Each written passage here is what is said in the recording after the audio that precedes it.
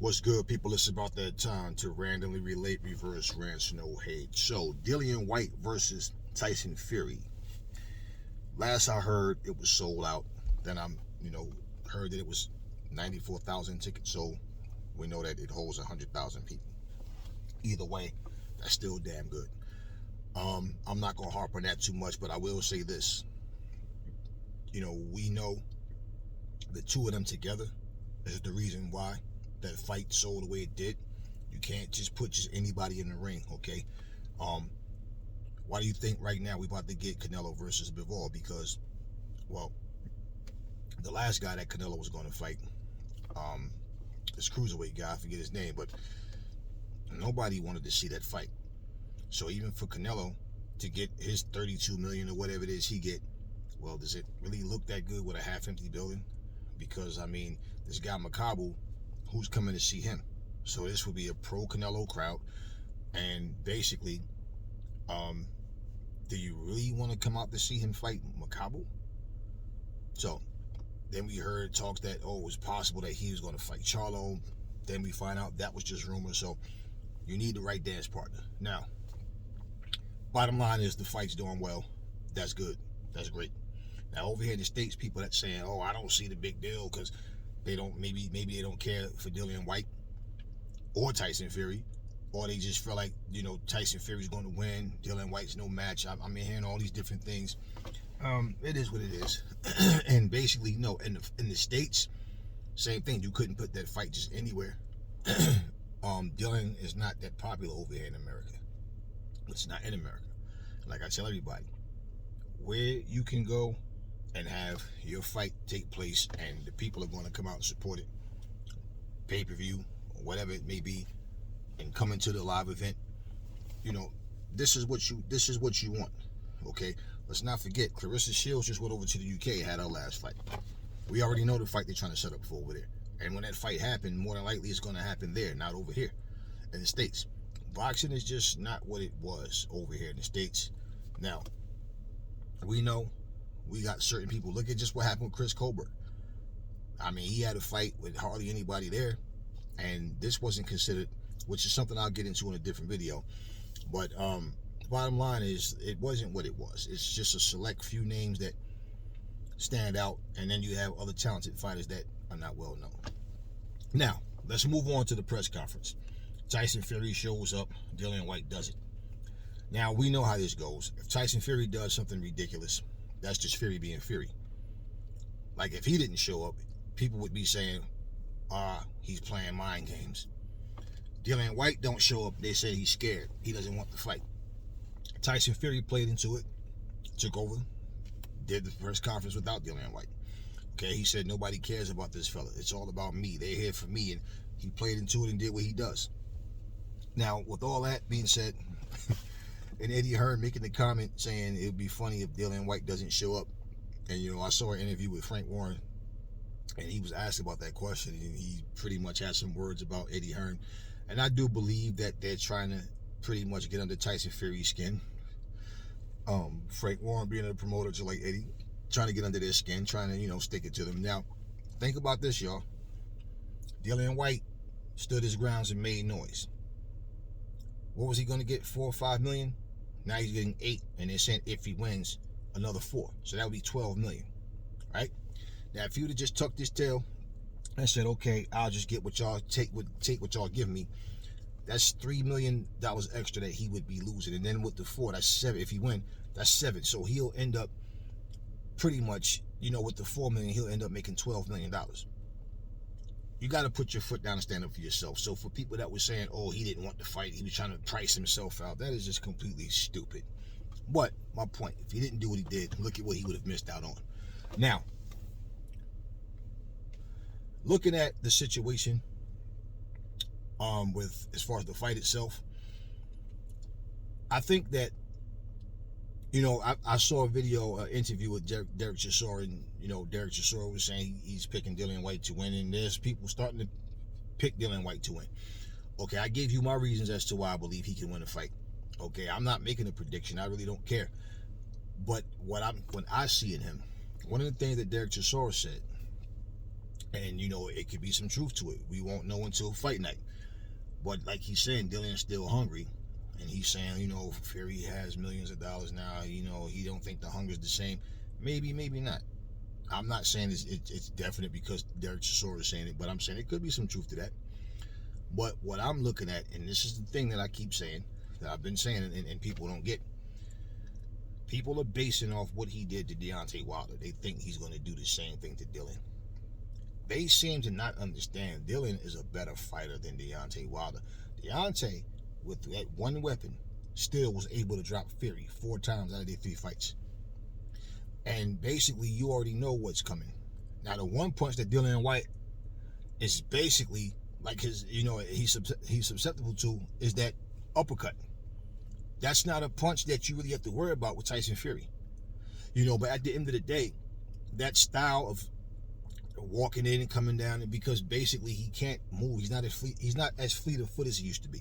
He's now more his James Toney shit with his rolling his upper body slide. He can't move on his legs like he used to.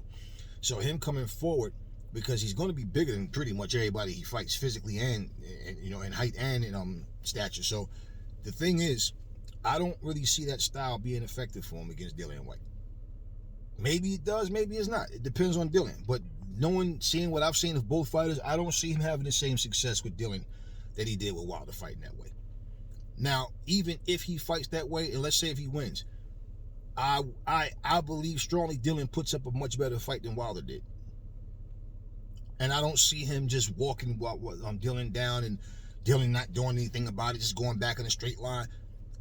Wilder not only has just one punch, he has no footwork.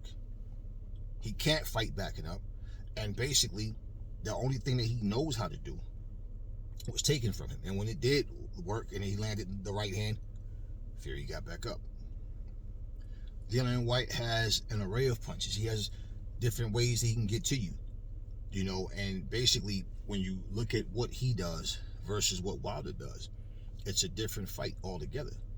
And again, Dillian is a better fighter than Wilder is. Has more weapons than Wilder. How he convey it in the ring, against Tyson Fury, what both guys do, is going to come down to fight night. And a lot of people are saying, Derek Chisora is just hating on Fury because he didn't get the rematch. Just a lot of stuff that I hear people say, and I read comments, and it's like, I don't even know where this is coming from. But put the petty stuff aside. They have a history. They've sparred before. And I believe that because of Dillian going through what he went through, he knows if he loses this fight, they're going to try to bury him. Like, all right, you had your shot. Okay, that's over with. Now let's push him aside, next. And he knows. So I'm feeling like he should be super motivated for this fight, to go in there and have everything covered. His conditioning, make sure he's sharp, his reflexes, his footwork, his everything. His coordination, his timing, everything is on point. Because, like I said, even if he loses in a tough fight, I doubt very seriously that he's going to get a rematch. And then on top of that, Tyson Fury, he's playing the head games. He's saying after this fight, he's retiring. I don't know if you guys saw the interview. And in that same interview, the guys wasn't even hard. They wasn't even feeding into it. Even though he kept saying, they were saying like, well, who's next if he wins? This guy said this and that. It doesn't matter what they say because I'm retiring after this fight. And in the same interview, someone asked him about the WWE. And you definitely see me in the WWE again, whatever. So he comes with this, he's retiring and stuff. So, Fury with the games. Those guys didn't even feed into like asking him, "Are you serious? Are you really going to retire?" They kept asking him anything other than anything about a retirement. Now, overall, I'm just hoping it's a good fight. And if Dillian Whyte does win, for the sake of boxing, not just the heavyweight division, but for the sake of boxing,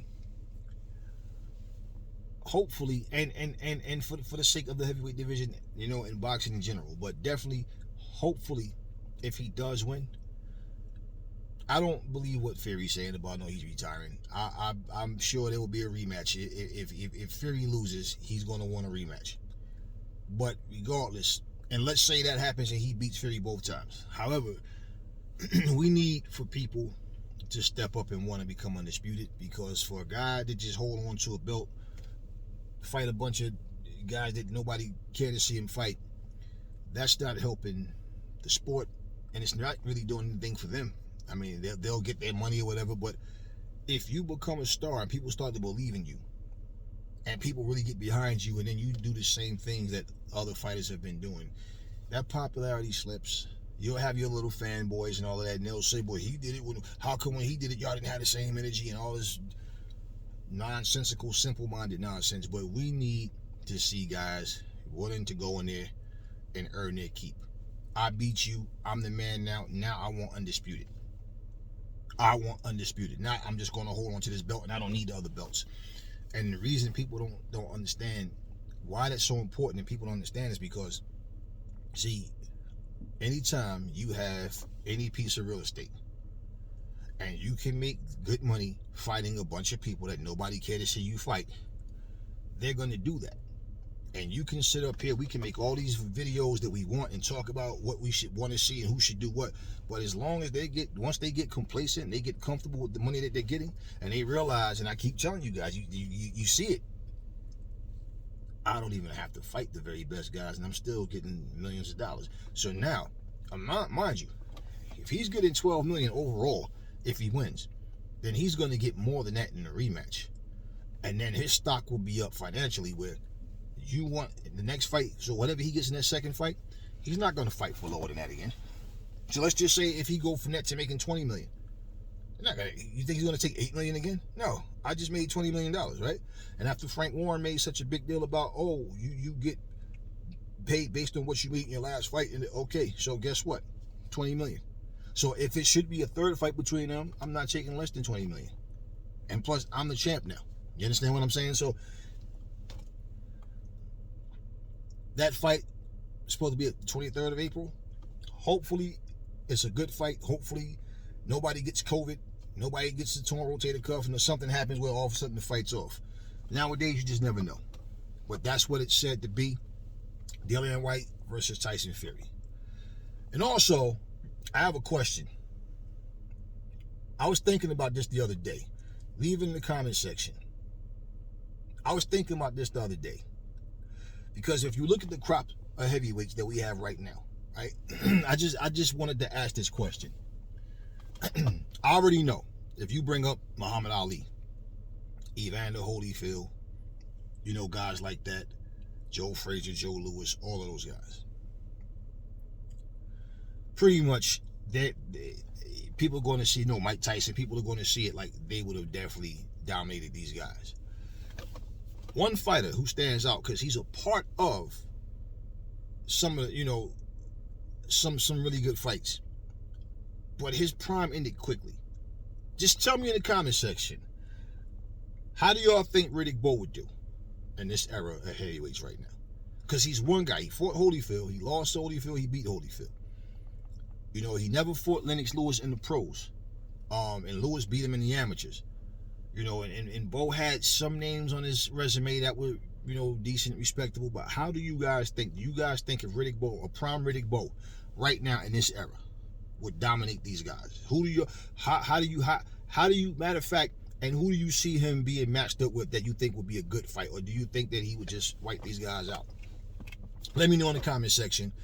Anyway, never fall in love with lies. Remember, the truth brings hate out of people, and I will catch y'all on the next video.